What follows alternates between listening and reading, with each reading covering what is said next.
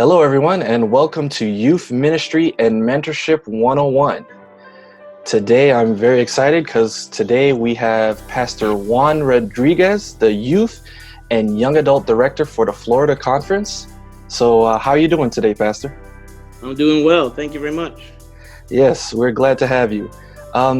We just want to start off by just basically asking you a little bit, if you could give us a little short bio of you and how you started in ministry. All right, sure. Thank you. And thanks for having me on your podcast.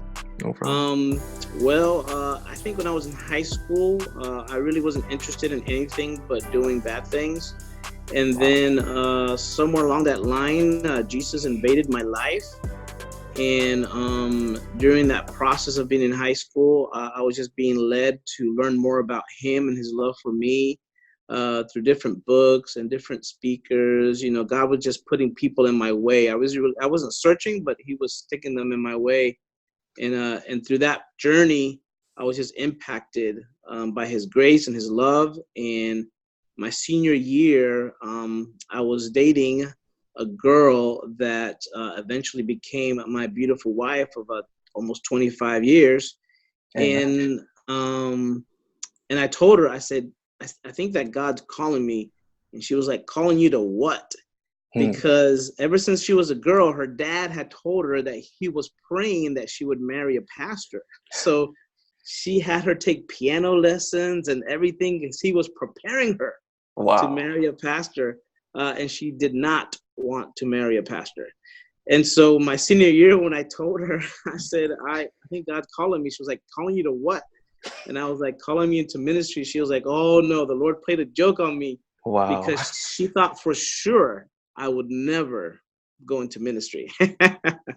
So yeah, it was a curveball. And then God just led me through that journey of connecting with him and went off to study at Southern Adventist University and went off to Andrews, got my MDiv, and then went into the Florida conference to start working there as pastor. All right. Yeah. That's a interesting story. So your wife was ordained already to be a wife of a pastor. Yeah. But that's how God works. Even though we want to do something different, when God calls us, it's gonna happen. That's the truth. So, can you let us know a little bit of why you love youth ministry and what you enjoy about being the youth director for Florida? Well, this is going to be kind of weird because I would say that my first love, like my real love, is I love Jesus. I love Jesus Christ supremely. Yeah. And so whatever I'm doing, I just want to be in the center of his will. So it just so happens that my role right now is to be involved with youth, young adult ministries. But I can't tell you that I have like a love for youth ministry or a love or a passion for youth ministry. I'm simply in love with Jesus. And if it's to work with young people or as a pastor in a church that I absolutely love, I'll go wherever he leads. And to be honest, I came into this role kicking and screaming because God was making it pretty clear that he wanted me in this role, but I did not want to leave my church. I was doing well. I loved the church family I was a part of. And so it was very difficult for me. So I didn't have like a passion for young people. Like, oh yeah, I want to go out there and be an advocate and help young people do things. But this is where God has me, and I do love young people. You know, in my church, we had wonderful young people and stuff like that. But my passion is more just to do whatever God, wants me to do, pretty much. Yeah, okay. I understand, Pastor. It's one of those things when you're in ministry and then you finally get a little comfortable and you're used to a certain area. It's definitely difficult to move on to a different area, especially when you're trying to have to learn new things and everything like that. So That's the truth. Yeah, I can definitely understand that. What could you say is the hardest part of being in youth ministry for you? In this role that I'm in right now, and I've only been doing this right now for like about a year and a half, Hmm. so I haven't been in this role very long. But I would say the most difficult part is um, helping, or I don't know if I want to say convincing, or just helping pastors see the importance of having your church make a paradigm shift where young people take the lead Hmm. and are part of the decision makers of your church, and just being able to see that the young people are not the church of the future, but the church of now, and that they need to be placed in a place of influence now, and they need to be because they want to take because the only way it's going to change the trajectory of where we're going is to have young people start being in places where they own the church. And so I think that's very difficult to be able to help the older generation and pastors and churches realize that. And then also, uh, like leaders in the conference where they talk about prioritizing young people, but sometimes their actions don't follow their words. So that's very difficult to be able to work in that uh, place where you're trying to be like, hey guys, it is time and we got to take risk or whatever. And so sometimes risks aren't taken so that they can protect the brand. Yeah, I see. I see. Yeah, Pastor.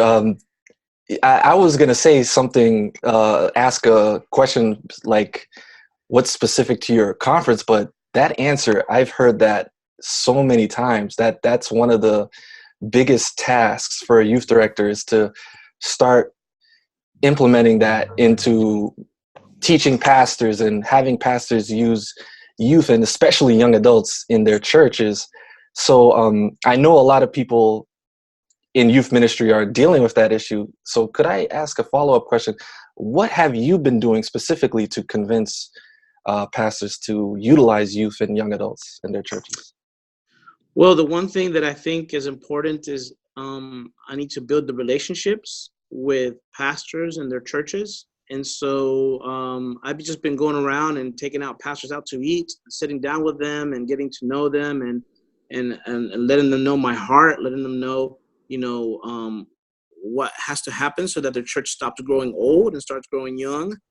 And so I think that definitely plays in some great dividends to be able to just connect with them. I've gone into churches and sat down with their leaders or church boards and just shared with them the paradigm shift that we want to go, and the situation we're in, which is a sad situation for some churches, that the average age could be 70. It could be, there's one church that the average age is like 80. Wow. So just letting them see that their church will die, Mm, literally die yeah. off if we don't do something differently. But it's more than just talking about it through a seminar. I think the importance is just connecting with them where they're at and having that sit down meeting. That's where I get the most inroads, and I guess the best traction. Is it takes time though. It's a long process, Mhm. but that pays the best dividends so far, what I've seen. Wow. That's a really good insight into it. So it's not just building that relationship and trust with the youth and young adults as that themselves, but also building that relationship with the pastors so that that bridge can be built between everybody in this ministry. That's a great insight, Pastor. Thank you for that. Um, Absolutely. We can only do it together, brother. yeah. What do you think is the greatest, or one of the things that you wanted? You in ministry, you don't want to pat ourselves on the back, but what is the time in this field that you felt like, all right, I made an impact? Or That's a good question. I think when we start seeing churches start changing from growing old to growing young, I think that I'll be able to say, oh yes, we're finally making an impact there. I mean, like right now, since we're starting the process, I haven't seen too much yet. We're just beginning the process. Mhm. But I would say right now, if there's an event that we plan and it executes well, and hearts are touched, and lives are being led to a closer relationship with Jesus Christ, whether it's through an appeal or whatever that happens, I can definitely say, oh, praise God, that's something that I'm proud of, to be able to be a part of that. Awesome. So, Pastor, last week I spoke with Pastor Pedro Perez, who's the Pathfinder director of your conference. Is there like some sort of teamwork that you do with him you are directing youth and young adults, but he's directing the Pathfinder and Adventure Club ministry. Do you guys help each other in your respective fields? Yeah, we collaborate in different ways. And we're actually still learning to go through that journey together of what that looks like. Because at one point, they had the two sections together, like everything was under one leader. They had that, I think, for like 7 or 10 years. And I think most conferences have that diagram where it's like one leader oversees Pathfinders, youth, and everything. Yeah. But for this conference, it's too much because it's so big. And so when they chose to divide it again, because it used to be apart, then they put it together, then they divided it again. So they split it. So we're kind of learning that together and seeing how we can work better together. But definitely, being able to support one another in the sense of, hey, make sure that we don't plan like a big event at the same time. That, of course, would be a problem. And then also advertising or you're sharing with our network, what the other one is doing. And then the training that they're doing now specifically with our conference, it correlates well with what we're doing in regards to senior youth and young adults. And so, I want to use their team to be able to train our churches that we're starting something, and then vice versa. And so it kind of goes back and forth depending on what we're doing. We'll just communicate. Communication is huge to be able to work together. Wonderful. And you also oversee young adults. As this, I think you're the first director that leads out at that ministry. Could you give us like a little insight on how young adult ministry is a little different from youth ministry? Well, young adults, once they reach that college age and beyond, and young adults is kind of weird because depending on who you're asking, it can go anywhere between like 18 to 35. So you're talking about a huge change in family and kids and spouse. And then I'm just starting out school and college. So it's a different beast. And I would say the difference is, of course, that they can drive now. They can do whatever they are. They're not under their parents' watch. And they have a lot more independence. And unfortunately, the bad thing is that because of that, they're not, if their church wasn't relevant and it wasn't something that really spoke to their lives, they're disconnecting from churches. If they go off to college, they're kind of hiding off in colleges, and or if they stay local, they're not really connecting with their church anymore. So the difficult part is that trying to be able to have a church that will be relevant beyond the time that they are forced to go to church. Wow. So with that ministry, like, what have you been doing to really focus and engage with that huge age range? So we did the one thing that we have done as far as event goes is to we had a what's it called, a young adult gathering, and it was in Central Florida. And so the theme was, "What's your story?" And so we wanted to help them see that they play a part of God's bigger story, and that they are part of that puzzle. And so we simply, had people share their story, had people talk about how God is influencing their lives, and just trying to make those connections with the young people that went there. And we had a good number. We had about 200 young adults that came out, and we spent a whole day and a half together. And so it was beautiful. It was powerful. And now getting their information to be able to continue the conversation and the networking was important. But what we noticed was this. I found this to be very interesting. We had 150 young people that said what church they came from, or if they weren't part of, like, if they weren't like Adventists, which we had a few that weren't Adventists. But we had 50 young people that were clearly Adventists, but claimed absolutely no church whatsoever, Ah, which showed me that they were interested in like some kind of spiritual event put on, but they weren't connecting with any local church. So the one thing that we're really trying to do is help the local church become that place that they can go to. Because events are fine, but events are just can only do so much. And I just think that our work with the local church to change their shift of thinking when it comes to youth and young adults is our key to be able to, you know, connect that generation better. all right. So, Pastor, if there's like a pastor listening in right now and is trying to figure out how to empower a youth or a young adult in their church, um, like say I'm just a pastor, how would you tell him or her they can utilize them in their church? I would say, first of all, read a book called Growing Young. It's put out by the Fuller Youth Institute. That book is huge. It's being used by many people throughout the North American division to empower churches to start making that paradigm shift in their churches. And after you do that, you know, the next process or next step, I would say, is to take an assessment that they provide so that your church can know where they're at. That book, Growing Young, has six essentials on what you can do to start growing young instead of growing old. And the assessment is based on those. Those essentials aren't like brain, like amazing different things. It's kind of like the stuff that's been told for centuries, if you want to call it that. Mhm. But they're reworded and they're important for churches to continue to do. So the assessment is done on that. So I would say next step, take the assessment and then start bringing in someone that can help you change the process from, you know, growing young. I'm sorry, from growing old to growing young. So I would say that that right there is a huge game changer. If a church can adopt the growing young Adventist mindset, which even if you go on Facebook, you'll see the growing young Adventist Facebook page.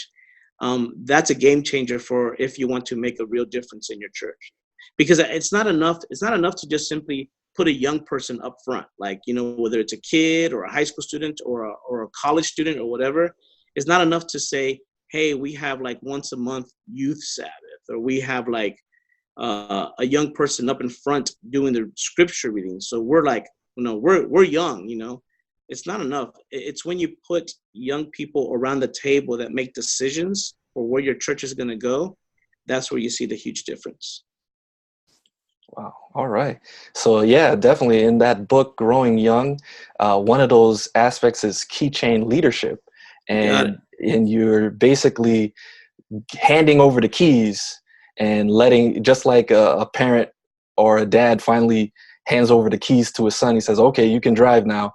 It's the same way with the church, whether it be um, deacons, elders, and whatnot. So yeah, that's a great insight, Pastor.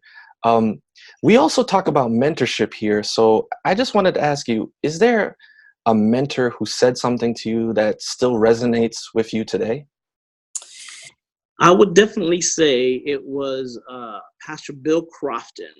When I was in middle school, he was the pastor that kind of visited us at the Adventist school that I went to, and he did a Bible study.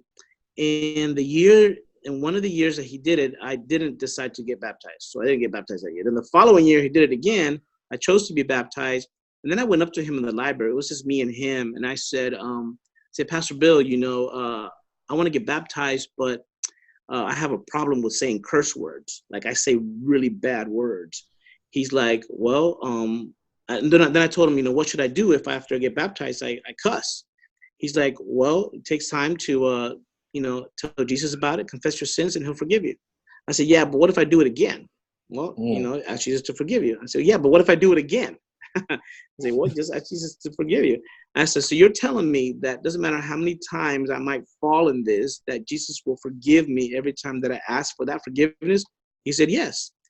And for me, that totally blew my mind on God's grace. And something shifted in my brain to understand how much Jesus loved me. And from that day on, it was just kind of like a whole new world opened up in a sense. wow. So this guy that baptized me, he ended up being years later the youth director, this position that I'm in right now, the youth young adult director of the Florida Conference. Mhm. And when I was a pastor here, I became his associate for about 7 years. Oh, And so not only did he mentor me in my spiritual walk, but even when all through high school, he would be someone that I would call upon. He lived in the Central Florida area still. And then beyond that, when I actually came out of college, he became my boss and a mentor in that aspect as well. So he's been a part of my life all the way from middle school, all the way through post-college and stuff like that. So that's someone that has definitely impacted my life, and not only how I do ministry, but how I see the journey of walking with Jesus. wow. And that was an interesting insight about mentorship, because I think sometimes people think that only youth need mentors, but it's always needed, because no matter where you're at, you always want advice and looking for insight into wisdom. So that's cool. Um, Another question I have is, say there's some person listening right now who is feeling a call to be a mentor or help out in youth ministry or ministry. What advice or words of encouragement could you give them? So someone that would be interested in mentoring somebody else to become a mentor, in other Yeah. words. Yes. Yeah. My advice is, first of all, don't wait until you're like perfect to do it. Just do it. Just do something. Don't think that you have to be like the spiritual powerhouse or this super intelligent person on how to do life or how to do some kind of ministry. I would say just start mentoring, because as you mentor someone, you're going to be able to learn and be able to explore the unique way that you are and the way you're wired. And in the same token, you're going to be able to just enjoy the journey, because when you start mentoring someone, what really starts happening is that the connection, you start getting mentored in a sense as well. It's like you're cross mentoring in a way. So, so I would say don't wait. Don't wait don't wait until you have to be like perfect. Don't wait until it's like you're like super old or whatever to think, oh yeah, I'm going to be a mentor. So I would say, if you feel that calling to do that, just start doing it. And then there's some other practical stuff. I mean, there's a lot of, you could look at websites and you could read books, but there's a lot of stuff out there on mentoring. And so if you don't have an idea of, okay, where do I start? I would just, go to someone, like there's a great person online called Tim Elmore, and I would check out his stuff on mentoring. But yeah, I would just look at some sources online or in books that would help you be a better mentor in that aspect. All right. So, Pastor, I thank you so much for joining us today on this podcast. Do you have any final words of encouragement or final words in general about youth ministry or mentorship that you'd like to say? I guess the one thing that I do have a passion for, without a shadow of a doubt, is that if you are going to be a mentor to someone, and you yourself have that connection with Jesus Christ, probably the most important thing that you can do for another person, especially if they're a younger person, is through your experience, be able to share with them how to listen to the voice of God, or how to listen to the voice of Jesus, or how to better connect with Jesus. Because you can teach so many different things, concerning ministry and how to be a leader. And all of that is needed and it's good. But if you skip the part of how to have a relationship with Jesus Christ, and then you can share that from your own experience and your own journey and be vulnerable to be able to share that with somebody that you're mentoring, that's going to be the lasting impact. That's going to be the greatest impact that you make on someone. And so I would just encourage people to just be vulnerable, be real, and share your own journey with Jesus, so that that person you're mentoring can also have that deeper connection with Christ. All right. Thank you so much, Pastor. You're welcome. Glad that you were here on this podcast. Thank you.